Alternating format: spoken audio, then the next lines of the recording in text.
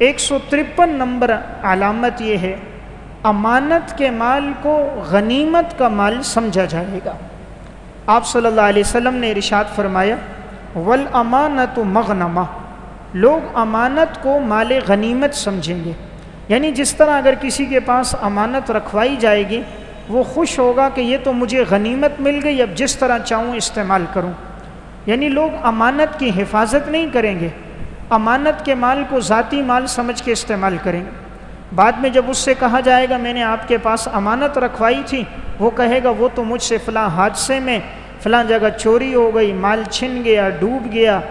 آگ لگ گئی، مختلف ہیلے بہانے کر کے انسان اس کو اپنے لیے جائز کر دے گا۔ تو آپ نے فرمایا کہ لوگ امانت کے مال کو غنیمت کا مال سمجھیں گے۔ اور ایک حدیث میں آتا ہے، آپ نے فرمایا کہ پورے علاقے میں کوئی امانت دار آدمی نہیں ملے گا کہ انسان تلاش کرے جس کے پاس انسان اپنی امانت رکھوائے، جس کے ساتھ انسان معاملات کر سکے، ایسے دیندار لوگ، دیانتدار لوگوں کی کمی ہوگی۔